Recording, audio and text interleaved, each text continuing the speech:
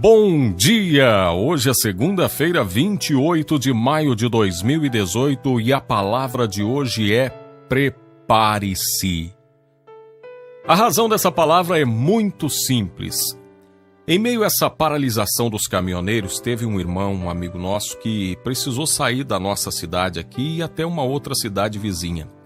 E aí ele falou da experiência que ele teve, que lhe causou assim uma certa reflexão e até um certo temor.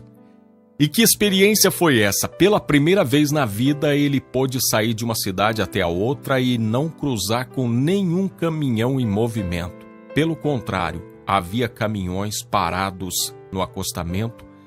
E como os motoristas estão se reunindo em determinados pontos, muitos daqueles caminhões estavam sem nenhum motorista por dentro. E ele disse assim que a visão dele foi uma visão apocalíptica. E ele se lembrou de um texto que eu vou compartilhar com você agora, que está em Mateus capítulo 24, versos 38 a 41. Porquanto assim como nos dias anteriores ao dilúvio, comiam e bebiam, casavam-se e davam em casamento, até ao dia em que Noé entrou na arca, e não o perceberam, senão quando veio o dilúvio e os levou a todos. Assim será também a vinda do Filho do Homem. Então, 2 estarão no campo, um será tomado e deixado o outro. 2 estarão trabalhando no moinho, uma será tomada e deixada a outra. Você já parou para pensar nesse dia? Você já parou para pensar como é que vai ser isso? Muitas pessoas arriscaram falar da vinda de Jesus, estabeleceram uma data, se prepararam e ficaram esperando. E a gente sabe o que aconteceu, foi frustração atrás de frustração. E essa frustração só aconteceu porque muitas pessoas insistem em não acreditar naquilo que Jesus Cristo disse. Quando Jesus foi perguntado acerca da volta dele, acerca da vinda do Filho do Homem, lá em Atos capítulo 1, aliás, a pergunta foi feita por um dos seus discípulos. E Jesus disse assim, olha, nem os anjos, nem o Filho sabe desse dia, somente o Pai.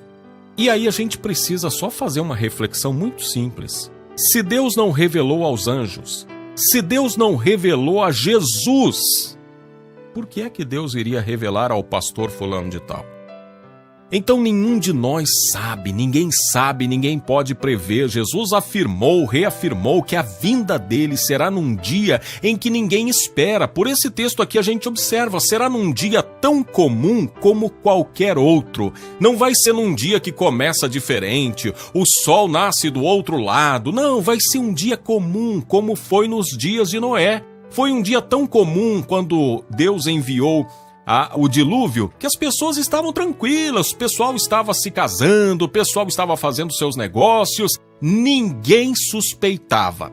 É claro que Noé, desde que começou a construir a arca, foi prevenindo o povo, foi prevenindo, mas isso é o que acontece por meio da palavra, por meio dos profetas, dos pregadores, dos homens e mulheres de Deus, que sempre que podem falam, olha, chegará um dia que o Senhor virá buscar a sua igreja, chegará um dia que o Filho do Homem vai voltar, só que a gente só sabe que esse dia virá, mas não sabe que dia será. E uma coisa o texto nos deixa claro, será num dia comum, como qualquer outro.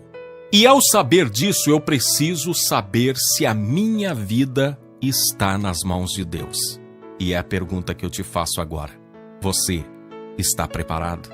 Prepare-se. Entregue a sua vida para Jesus, deposite-se nas mãos de Deus para que você seja um daqueles que vai ser tomado para Deus no dia em que Ele buscar a sua igreja. Agora, se você já colocou a sua vida nas mãos de Deus, se você é uma serva de Deus, um servo de Deus, você não precisa levar uma vida paranoica como muita gente que não vive o hoje preocupada com o dia de amanhã. Tem gente que fica numa preocupação tão grande com o que vai acontecer no Apocalipse e ele ainda não está aplicando na vida os princípios que estão em Gênesis. Observa que coisa estranha, a pessoa não está aplicando aquilo que Deus falou em Gênesis e ele já está preocupado em desvendar o Apocalipse.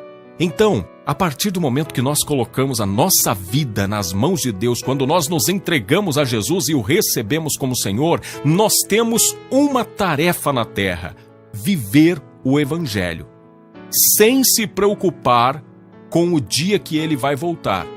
Agora, eu só posso viver sem me preocupar com o dia que ele vai voltar se eu estiver vivendo o Evangelho. Porque se eu estiver simplesmente passeando nas igrejas, se eu estiver simplesmente deixando a palavra de Deus entrar por um ouvido e sair pelo outro sem praticá-la, aí eu preciso ter uma grande preocupação com a volta dele. E sabe por que eu preciso me preocupar? Porque se eu sou uma pessoa que ouve a palavra e não pratica, eu preciso me preocupar porque certamente eu posso ser uma dessas pessoas que vai ser deixada no dia da volta dele. Mas eu não estou trazendo essa palavra para te assustar, não. Porque para aqueles que estão nas mãos de Deus, para aqueles que receberam Jesus, a vinda dele vai ser um dia glorioso, majestoso, maravilhoso. Vai ser o dia do encontro com o nosso Senhor. Vai ser um dia memorável que nós vamos sair desse mundo tão catastrófico e vamos poder viver na Nova Jerusalém, na cidade celestial. Eu quero convidar você a fazer uma oração pedindo que o Senhor tome a sua vida.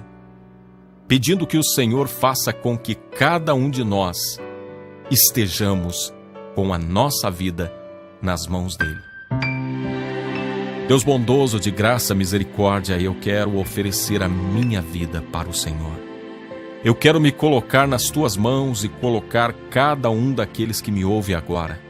Pai bendito, em nome de Jesus, toma a nossa vida. Nós queremos o Senhor como verdadeiro Senhor na nossa história. Queremos viver a Tua palavra, não apenas ouvi-la, mas praticá-la, aplicar os princípios da Tua palavra no nosso dia a dia, no nosso levantar e no nosso deitar, na nossa casa, na escola, no trabalho. Queremos ser cristãos de verdade, pessoas que ouvem e praticam a Tua palavra. Pai bendito, livra-nos de viver uma vida falsa, uma vida de mentira, um cristianismo de fachada. Ajuda-nos a fugir da aparência do mal e ajuda-nos a viver uma vida de piedade nas Tuas mãos, ouvindo a Tua palavra e praticando diariamente. Meu Deus, eu quero pedir também força, energia, renovo para aqueles que vão trabalhar ao longo dessa semana. Quero pedir que o Senhor abençoe aqueles que porventura estão paralisados nas estradas, distantes das suas famílias, com preocupação com as suas casas. Meu Deus, em nome de Jesus, estenda a Tua mão e abençoa toda a nação brasileira, especialmente aqueles, ó Pai, que lutam por um país melhor. Meu Deus, eu peço a Tua bênção sobre todos os trabalhadores desse Brasil, todas as trabalhadoras, Pai querido, sobre o velho e o novo, sobre as crianças e os jovens, que o Senhor possa derramar as suas bênçãos e também iluminar a mente daqueles que nos governam, para que eles possam governar para o povo. Em nome de Jesus. Amém. Eu quero fechar a palavra de hoje fazendo um apelo muito importante. Nós sabemos das paralisações em todo o país e eu já gravei um vídeo falando sobre isso, convidando a população a amparar, auxiliar com donativos, com orações, as famílias dos trabalhadores que estão nas estradas, distante das suas famílias. Há muitas famílias sem amparo, sem recursos. Então, por favor, se você tem um mínimo que possa ajudar essas pessoas, leve um alimento, uma cesta básica, ou se não pode levar nada, leve um abraço e uma oração para confortar e amparar as famílias que estão distantes dos seus chefes de família, das suas esposas, enfim, há muitas pessoas distantes dos seus queridos em razão dessa paralisação. E o mínimo que um cristão pode fazer é orar e amparar cada uma dessas pessoas. Que Deus te abençoe.